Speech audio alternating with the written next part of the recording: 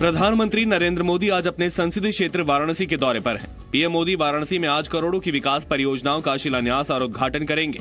प्रधानमंत्री मोदी डीएलडब्ल्यू जाएंगे और डीएलडब्ल्यू में बने रेल इंजन को हरी झंडी दिखाकर रवाना करेंगे। इसके बाद प्रधानमंत्री संत रविदास मंदिर जाएंगे। रविदास जयंती के मौके पर संत रविदास की मूर्ति स्थापित होगी।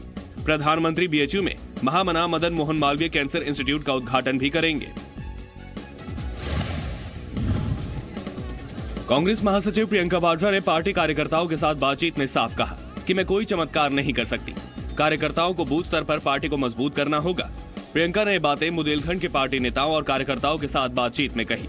प्रियंका वाड्रा ने कहा कि पार्टी विरोधी गतिविधियों में शामिल नेताओं को बाहर का रास्ता दिखाया जाएगा। देहरादून में शहीद मेजर विभूति शंकर ढोंडियाल के घर पर मातम पसरा है। जम्मू कश्मीर के पुलवामा में आतंकियों के साथ एनकाउंटर में शहीद हुए मेजर विभूति शंकर ढोंडियाल का पार्थिव शरीर घर पहुंचा तो उन्हें श्रद्धांजलि देने वालों का हुजूम उमड़ पड़ा। लोगों ने शहीद विभूति ढोंडियाल अमर रहे के नारे लगाए।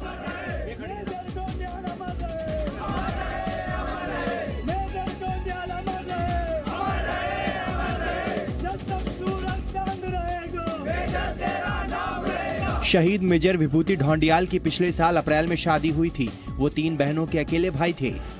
शहीद विभूति ढोंडियाल और शनिवार को शहीद हुए मेजर चित्रेश बिष्ट ने एक ही स्कूल से पढ़ाई की थी।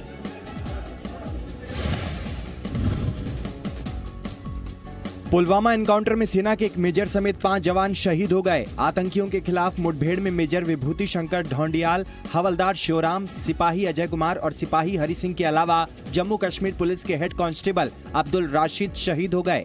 सभी शहीदों को श्रीनगर में सोमवार शाम श्रद्धांजलि दी गई।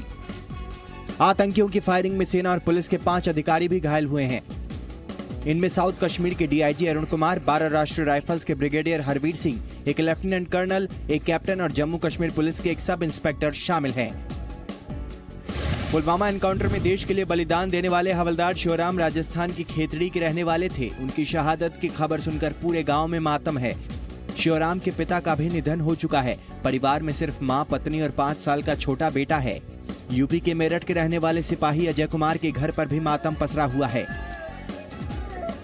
शहीद अजय 31 जनवरी को 1 महीने की छुट्टी के बाद ड्यूटी पर लौटे थे। एनकाउंटर पर जाने से पहले शहीद अजय ने अपनी पत्नी से आखिरी बार फोन पर बात की थी। दक्षिण कश्मीर के पुलवामा में सुरक्षा बलों ने सोमवार को 3 आतंकियों को मार गिराया। मारे गए तीनों आतंकी जैश-ए-मोहम्मद के कमांडर बताए जा रहे हैं। मारे गए आतंकियों में पाकिस्तान का रहने वाला जैश-ए-मोहम्मद का कमांडर कामरान भी शामिल है। पाकिस्तानी आतंकी फरहद और स्थानीय आतंकी हिलाल अहमद भी मारे गए हैं। पाकिस्तानी आतंकी कामरान पुलवामा में सीआरपीएफ के काफिले पर हुए हमले का मास्टरमाइंड था।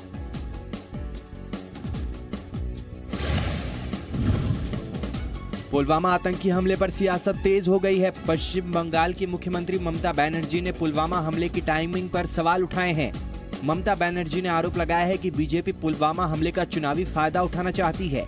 उन्होंने कहा कि जब सरकार के पास खुफिया रिपोर्ट थी कि लोकसभा चुनाव से पहले देश में ऐसा हमला हो सकता है, तब भी सरकार ने इस पर क्यों ध्यान नहीं दिया। ममता ने सवाल किया कि रिपोर्ट्स के बावजूद सीआरपीएफ के इतने बड़े काफिले को एक साथ क्यों भेजा गया। फिल्म अभिनेता और मक्कल निधि मय्यम के नेता कमल हासन ने भी विवादित बयान दिया है। चेन्नई में अपनी पार्टी एमएनएम की सभा में कमल हासन ने न सिर्फ कश्मीर में जनमत संग्रह की मांग की, बल्कि पीओके को आजाद कश्मीर भी कहा।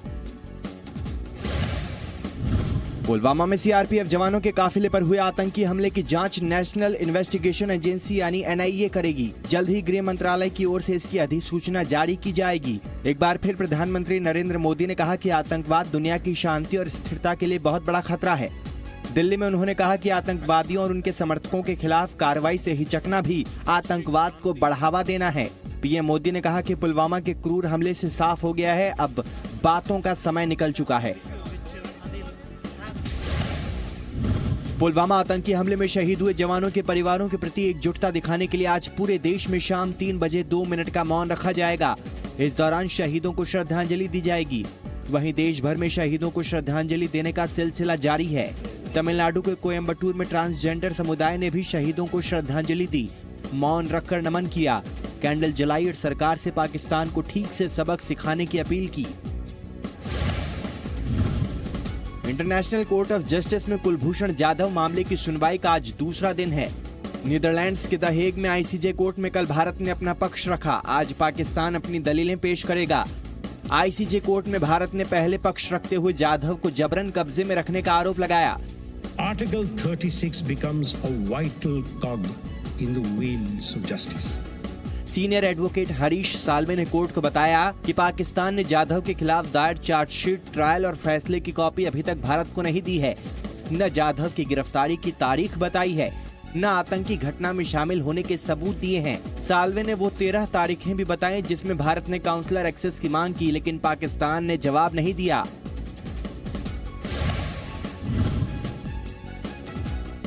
इंटरनेशनल कोर्ट ऑफ जस्टिस में भारत ने पाकिस्तान को कूटनीतिक जवाब भी दिया। पाकिस्तान विदेश मंत्रालय के जॉइंट सेक्रेटरी मंसूर खान ने जब भारत के जॉइंट सेक्रेटरी दीपक मित्तल से हाथ मिलाना चाहा तो दीपक मित्तल ने दूर से ही हाथ जोड़ लिए। दीपक मित्तल ने हाथ न मिलाकर सिर्फ नमस्कार किया और ये संदेश देने की कोशिश की कि पुलवामा का जख्म हम नहीं भूलेंगे। इसके बाद अनवर मंसूर खान एक कदम आगे बढ़े और भारत के दूसरे प्रतिनिधि से भी हाथ मिलाने की कोशिश की तो उन्होंने भी अनवर से हाथ न मिलाकर पाकिस्तान को करारा जवाब दिया। महाराष्ट्र में बीजेपी और शिवसेना साथ मिलकर 2019 का लोकसभा चुनाव लड़ेंगी। बीजेपी 25 और शिवसेना 23 सीटों पर अपने उम्मीदवार खड़े करेगी। दोनों पार्टियां विधानसभा चुनाव में बराबर सीटों पर चुनाव लड़ेंगी। बीजेपी अध्यक्ष अमित शाह और शिवसेना अध्यक्ष उद्धव ठाकरे की मौजूदगी में दोनों पार्टियों के बड़े नेताओं की बैठक में समझौते पर मुहर लगी। लोकसभा चुनाव के लिए तमिलनाडु में बीजेपी और ऑल इंडिया अन्ना द्रविड़ मुनेत्र कजगम यानी AIADMK आज गठबंधन का ऐलान कर सकती है। बीजेपी अध्यक्ष अमित शाह आज चेन्नई जा रहे हैं। उम्मीद जताई जा रही है कि शाह गठबंधन का ऐलान कर सकते हैं। राज्य में बीजेपी 15 और AIADMK 25 सीटों पर चुनाव लड़ सकती है। सऊदी अरब के क्राउन प्रिंस पहली बार भारत दौरे पर आज नई दिल्ली पहुंच रहे हैं। 2 दिन के दौरे में भारत और सऊदी अरब के बीच कई समझौते होने हैं। भारत और सऊदी अरब 5 MOU पर दस्तखत कर सकते हैं। पीएम मोदी के निमंत्रण पर प्रिंस भारत आ रहे हैं। भारत सऊदी अरब के बीच रक्षा क्षेत्र में सहयोग भी बढ़ाया जाएगा। इसके साथ ही दोनों देश जल्द ही जॉइंट नेवल एक्सरसाइज भी कर सकते हैं। साथ ही बिजनेस में ऑयल रिफाइनरी प्रोजेक्ट में $44 बिलियन के निवेश पर भी बातचीत हो सकती है।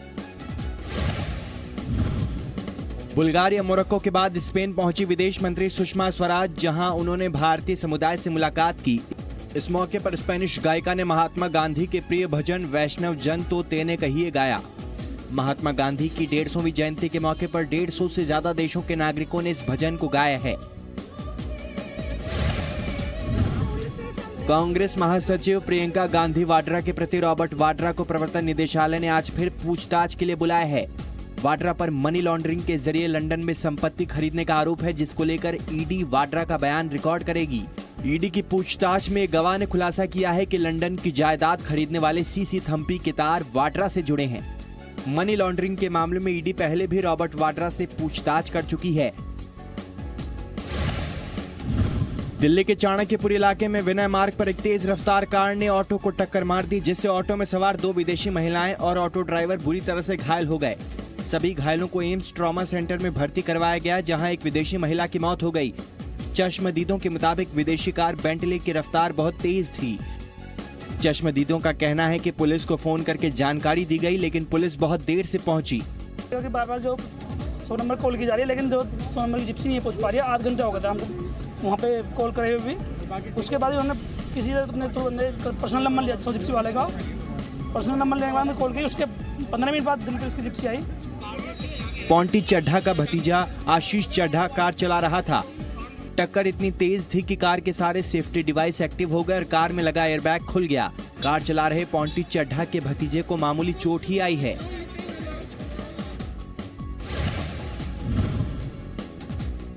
दिल्ली के विकासपुर इलाके में सोमवार की शाम को एलिवेटेड रोड पर एक तेज रफ्तार कार ने बाइक को पीछे से जोरदार टक्कर मार दी। हादसे में बाइक पर बैठी लड़की फ्लाईओवर से नीचे गिर गई, जिससे गंभीर चोट आई है।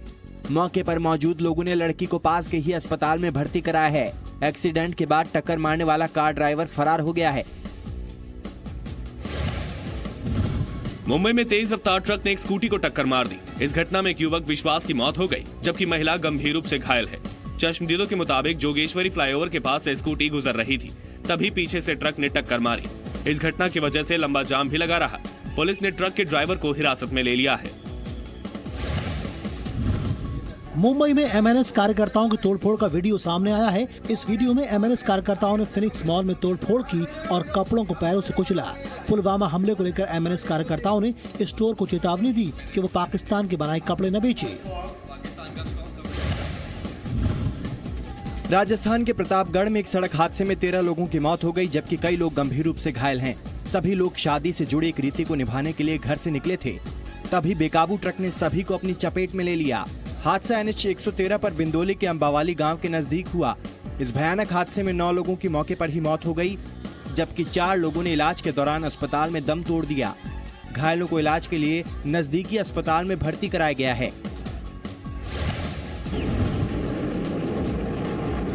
बेंगलुरु में एयर इंडिया शो की रिहर्सल के दौरान रफाल विमानों ने आसमान में करतब दिखाए। पहली बार 3 रफाल विमान एयर शो में शामिल हुए हैं। ये एयर शो कल से शुरू होगा। इसमें वायुसेना के सूर्य किरण और सारंग विमानों ने भी अपनी ताकत दिखाई। ये एयर शो 24 फरवरी तक चलेगा।